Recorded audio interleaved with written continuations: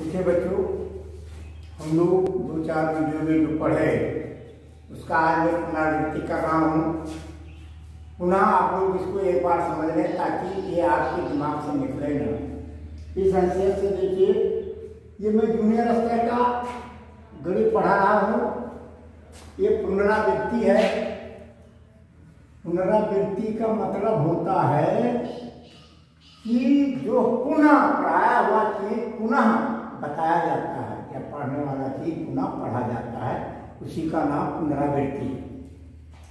Number 1 देख लीजिए, अंक जो है वो 0 से 9 तक होता है।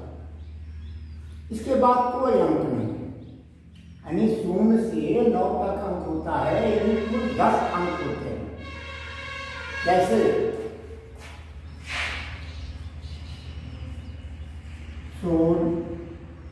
1, 2, 3, 4, 5, 6, 7, 8, 9। अब देखिए, इन्हीं अंकों के सहायता से, इन्हीं की सहयोग से हम सारी गिनतियां लिख लेते हैं। जितनी गिनतियां होती हैं, यानी 1 से लेकर 100 तक, या यूं कह लीजिए इस अंक को अगर छोड़ दिया जाए तो 10 से 100 तक इन्हीं अंकों की सहायता से हम लिख लेते हैं। जैसे मान लीजिए आपको 10 लिखना हुआ तो 1 लिखा और 0 लिख दिया, 10 हो गया। अगर मान लीजिए मुझे 25 लिखना है तो मैंने 2 लिख दिया और 5 लिख दिया। मान लीजिए 69 लिखना हुआ तो 6 लिख दिया और 9 लिख दिया। मान लीजिए 80 लिखना हुआ, 8 लिख दिया, 100 लिख दिया। 80 हो गया। फर्ज कीजिए 95 लिखना हुआ तो 9 लिख दिया और 5 लिख दिया। फर्ज कीजिए 100 लिखना है तो 1 लिखा और 2 शून्य आपने लिख दिया। इस प्रकार से सारी गिनतियां लिखी जाती हैं। यही गिनती होती है।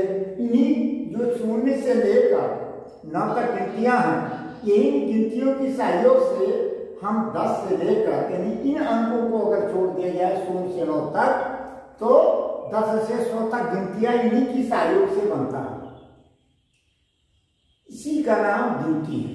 अगर कोई कह दे 100 गिनती है तो अपने आप में 100 गिनती नहीं है। ये 0 और 9 इकाई के बीच में, यानी 0 इकाई से 9 इकाई के गिनतियों की सहयोग, बीच के गिनतियों की सहयोग से आपकी सारी गिनतियां लिखी जाती हैं और पढ़ी जाती हैं। अब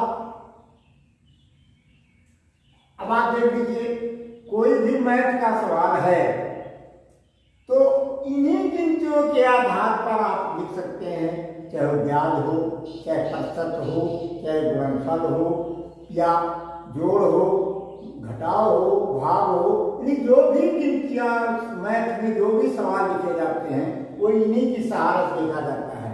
इस प्रकार से हम एक दूसरे भाषा में कह सकते हैं कि 0 से और 9 के बीच की सारी गिनती हमारे मैथ का एक आधार है, या मैथ का एक सर्वोच्च संख्या है, जिसकी सहायता से हम सारी गणित की सारी भाषाओं, सारी गिनतियों को हम लिखते हैं।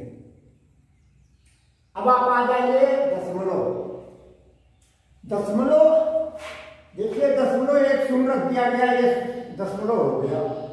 तो दशमलव वो चिन्ह है, दशमलव वो चिन्ह है जो किसी इकाई तथा इकाई के 10वें भागों को प्रदर्शित करता है। जैसे आप देखें,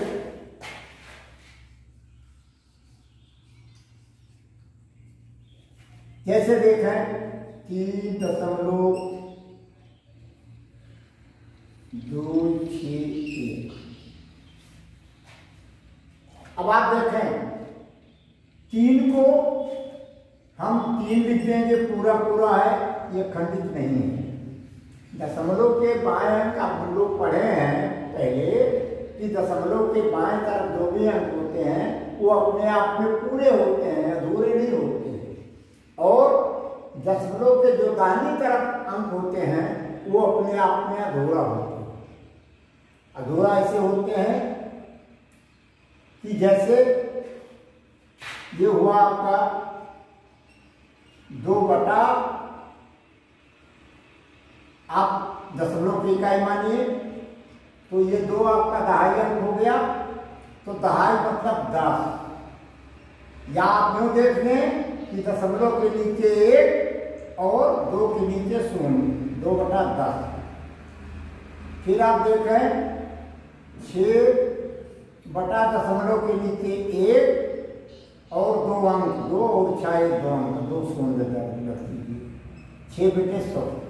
यानी आप चलिए दशमलव को आप इकाई माने तो दशमलव यानी इकाई हो गया, 2 दहाई हो गया और 6 सैकड़ा हो गया। सैकड़ा मतलब 100। तो 6 ये 100वां भाग है आपका, और एक जो है वो 1000वां भाग है। अब आप देखें, गौर करें, दशमलव नीचे आपने 1 लिखा, उसके बाद 2 6 1, 3 अंक हुए, 3 शून्य आपने लिख दिया। एक ढंग। दूसरा ढंग देख लीजिए, दशमलव को आपने 1 लिखा, इकाई किया, 2 दहाई हो गई, 3 सैकड़ा हुआ और 1 1000 हुआ। यह 1000वां भाग है, तो 1 बटा 1000।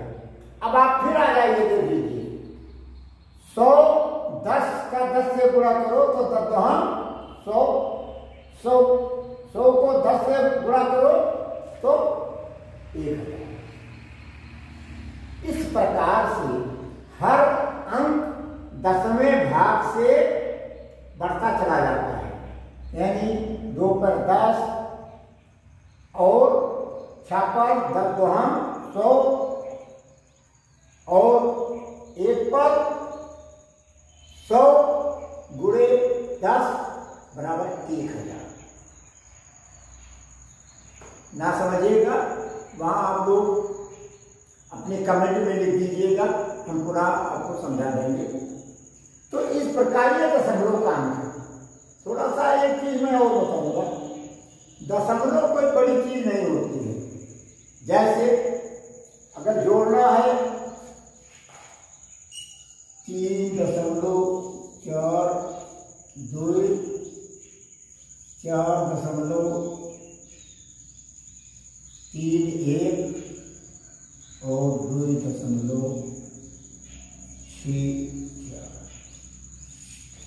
अब ये सादा जोड़ के हिसाब से आप चलेंगे, दशमलव को आप ये समझ लीजिए कुछ नहीं है, तो वैसे आप सादा सादा जोड़ लेंगे।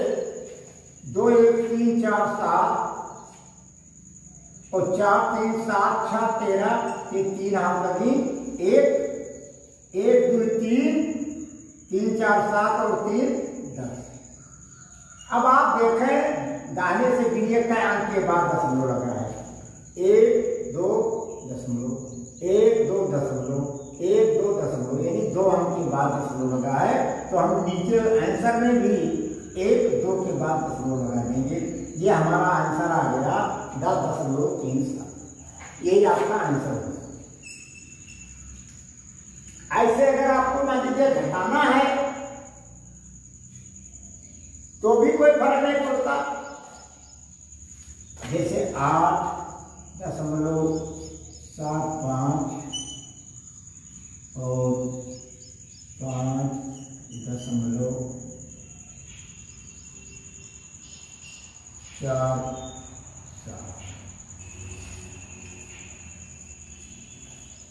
फर्क कीजिए 8.75 और 5.47।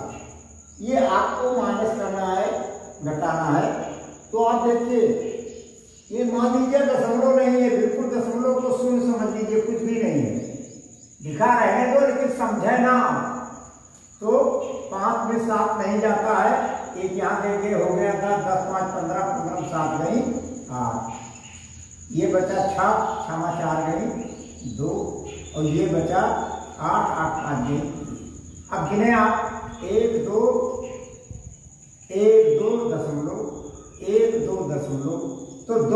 बार दशमलव लगा है तो 1 2 के बाद हम दशमलव लगा देंगे, ये आपका आंसर हुआ।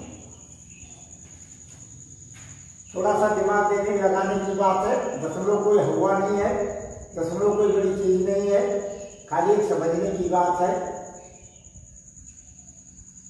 तो ये हुआ दशमलव। अब आप आइए, अब नोट कर लीजिए।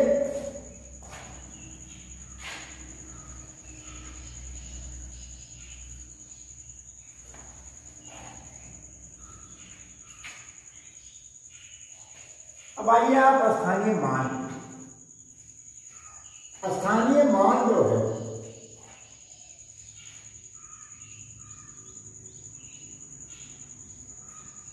जो अंक दिया जाता है, जैसे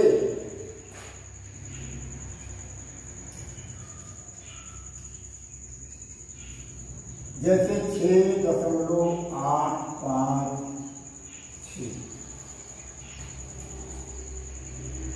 तो दिए गए अंकों के मूल, इसका मूल कहाँ है, इसका मूल ये है, इसका मूल ये है, इसका मूल ये है, मूल स्थान का मान ज्ञात कराता है।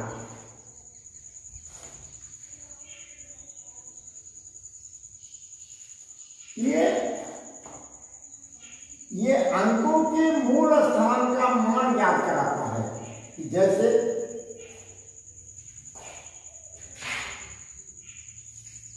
छा का स्थानीय मान छा हुआ, क्योंकि इकाई ऐसे ही होगा।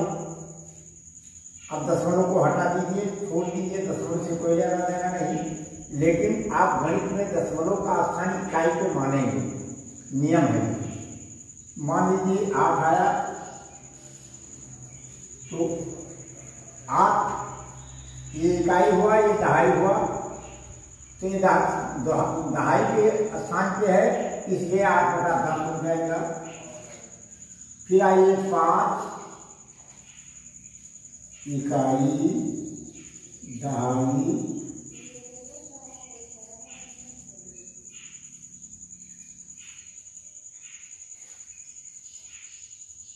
सैकड़ा,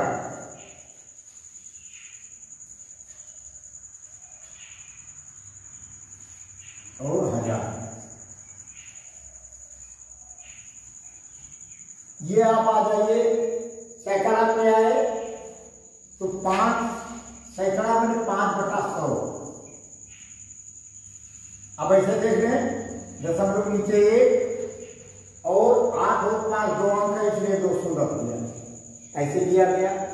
वैसे इकाई दहाई सैकड़ा के स्थान पर है, सैकड़ा मतलब 100।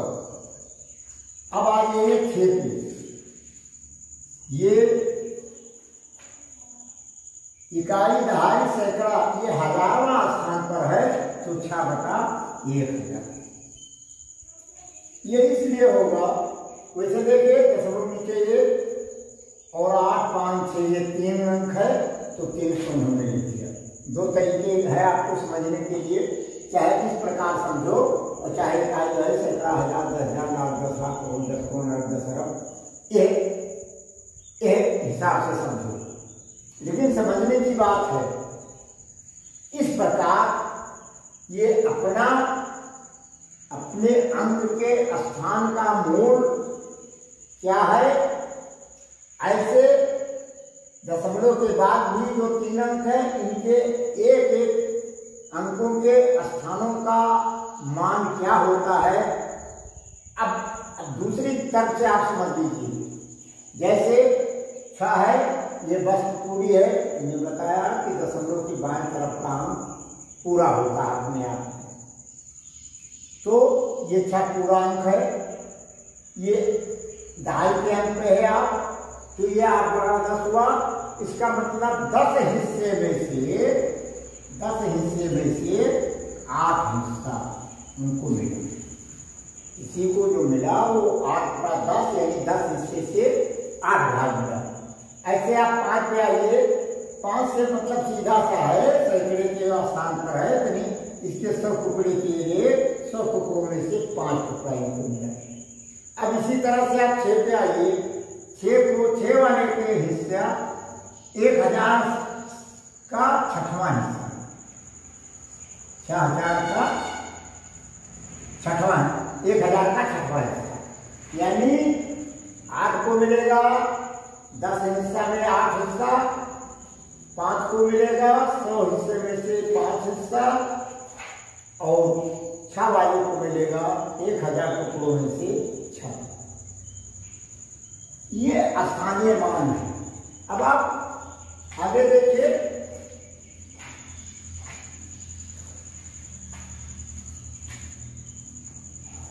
जैसे देख लीजिए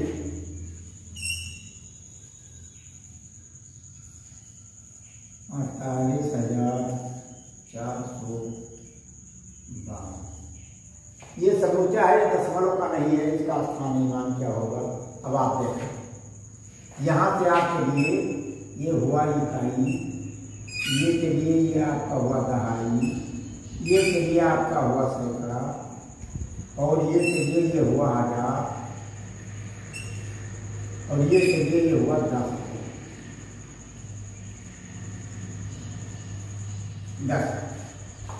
अब इसमें आप चले, इकाई का केवल एक चीज होता है तो ये हो जाएगा 1 गुणे 1 बराबर 1, क्योंकि इकाई एक ही होता है।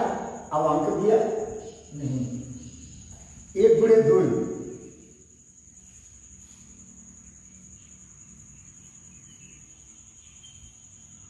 ये 2 है, तो 1 गुणे 2 ये बराबर आपका हुआ 2, 2 करने 2।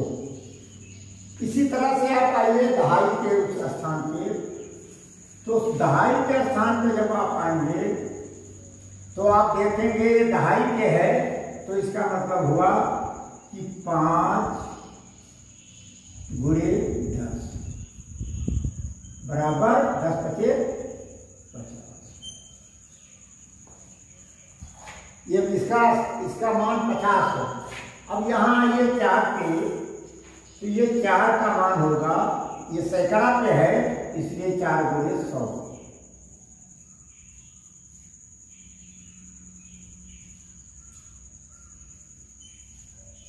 बराबर 100 चौका 4।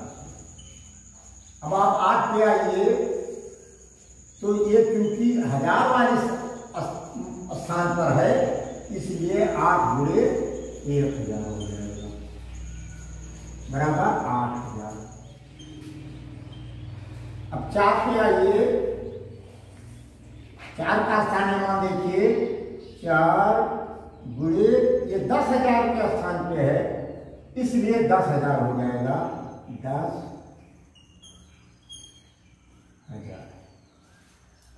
अब इसको जब आप गुणा करेंगे तो ये संख्या आएगी 10 चौक 40,000। एक ढंग से देखिए, दूसरे ढंग से देखा आप,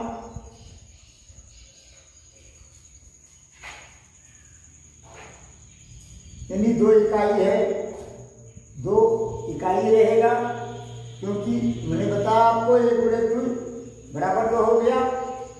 5 दहाई के अंक पे है इसलिए 10 का गुणा होगा, 5 गुणे 10 50। चौथा जो है 4 जो है ये सैकड़ा पे है, स्थान पे है, इसलिए 4 गुणे 100 हो जाएगा, यानी 100 चौका 400। और 8 जो है 1000 की संख्या पे स्थान पर है इसलिए ये 8 गुणे 1000 बराबर 8000 हो गया। और 4 जो है वो 10,000 के स्थान पर है इसलिए 4 गुणे 10,000 बराबर 40।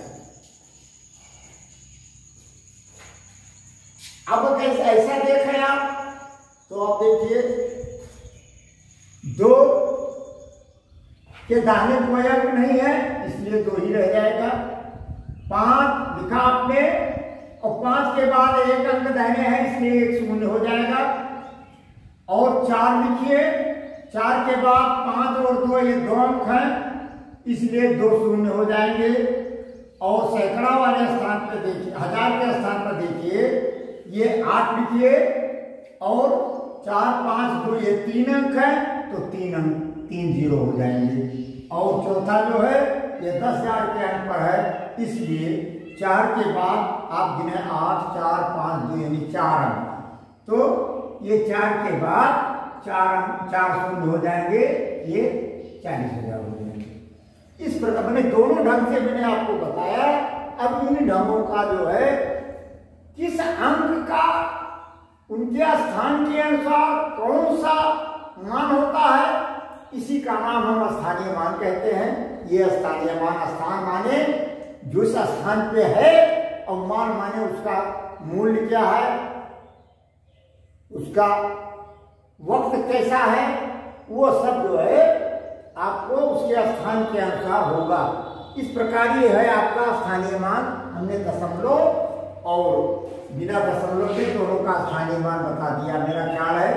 अब आप लोग थोड़ा सा स्थानीय मान किताब से ढूंढ कर और 10-5 सवालों का स्थानीय मान लगा देंगे तो स्थानीय मान याद हो जाएगा, और दशमलव का होगा तो उसका भी दशमलव वाला स्थानीय मान ढूंढ के और सवाल लगा दीजिएगा, तो इससे आपको जो है स्थानीय मान याद हो जाएगा दशमलव। अब आप आ जाइए, भिन्न भी हम पढ़ चुके हैं। तो भिन्न किसे कहते हैं? भिन्न कहते हैं अंश बटा हर, यानी सबसे ऊपर अंश होता है, उसके नीचे हर।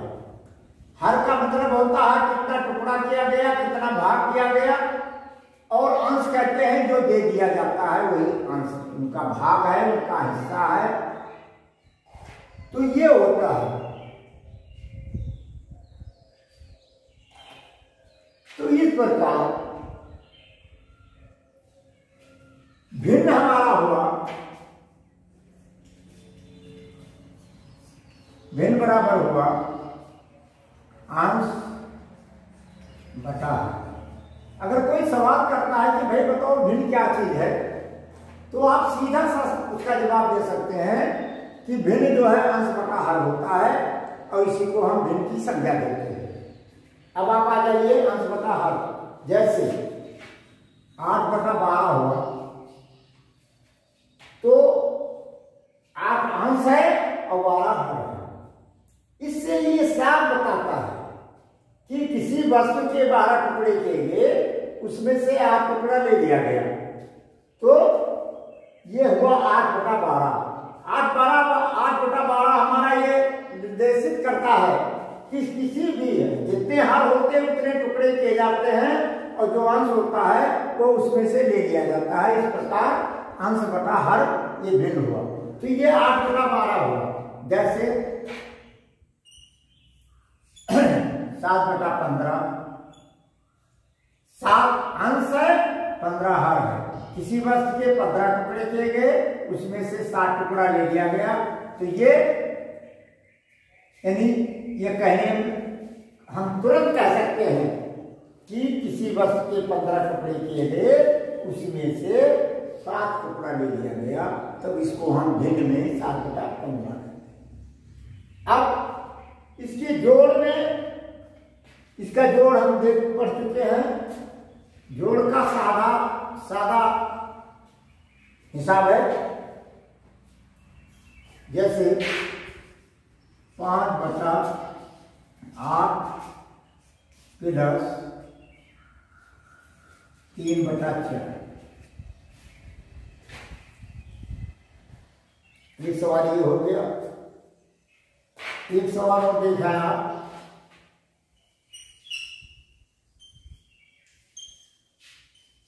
3/4 प्लस 1/4। अब देखें आप, पहले देखिए जहां प्लस करना होता है वहां पहले हर देखिए। सबसे पहले इस सवाल भिन्न में आप हर देखें, हर बराबर है कि नहीं। अगर नहीं है तो बराबर करना पड़ेगा, अगर बराबर है तो कोई बात नहीं। तो हर देखो 4 इसमें है, 4 इसमें है, हर बराबर है, इसलिए हम सीधा सा अंश अंश को जोड़ लेंगे। 3 और 1 4/4, यानी बराबर 1। ये क्यों हुआ? 4/4 आप दोनों लिख सकते हैं, 4/4 भी लिख सकते हैं और 1 भी लिख सकते हैं, क्योंकि किसी वस्तु के 4 टुकड़े दिए गए तो 4 टुकड़े किए गए और 4 टुकड़े दे दिए गए। तो जब 4 टुकड़ा किया गया, चारों दे दिया गया, तो वस्तु 1 पूरी दे दी गई, इसीलिए हम 1 लिख सकते हैं। अब दूसरा सवाल पे आइए। 5/8 और 3/4। अब हर एक 8 है, एक 4 है, तो नियम यह है कि बड़े वाले हर को छोटे वाले हर से भाग दे दो, भाग दें। जो भागफल आवे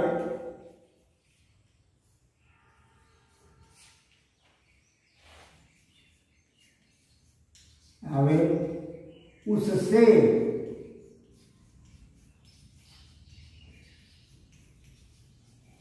छोटे वाले हर और उसी के अंश को गुणा करते हैं, गुणा करते हैं। हर बराबर हो जाएगा।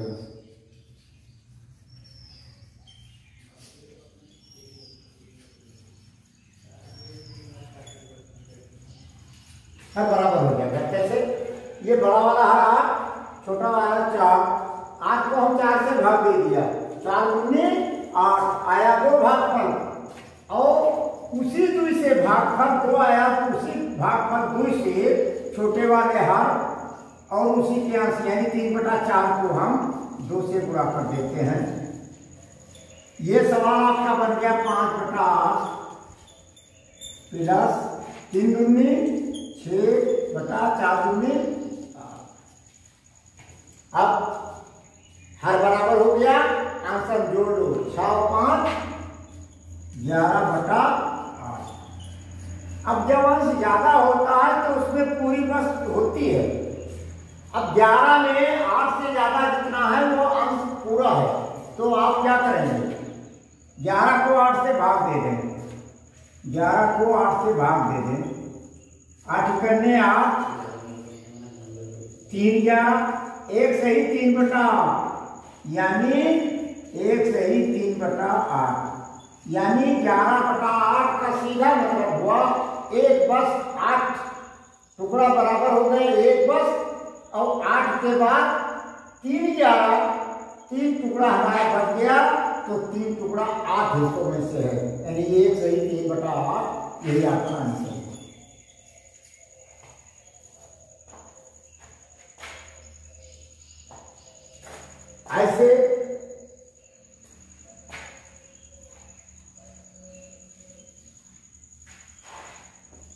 ऐसे आप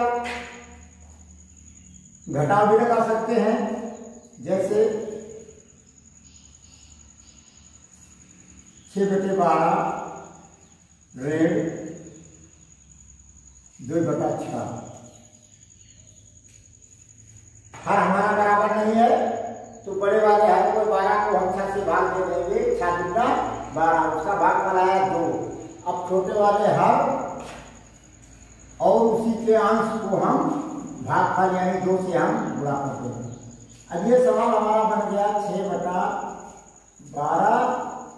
ऋण 2 दूनी 4/6 दूनी 12। हर हमारा बराबर हो गया। अब हम क्या करेंगे?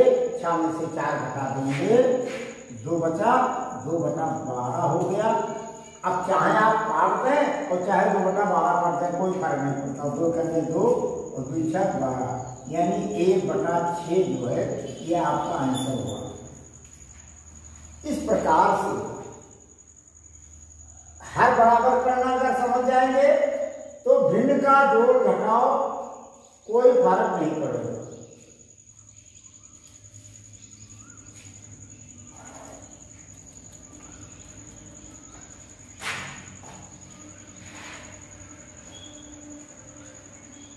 अब इसको नोट कर लीजिए, जो हमने ऊपर इसका मान वो लिख दिया है।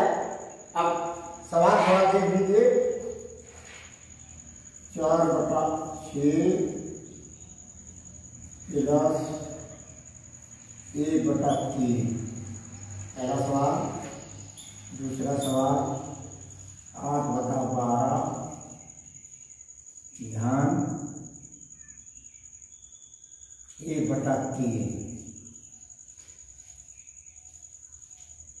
तीसरा सवाल 9/18 प्लस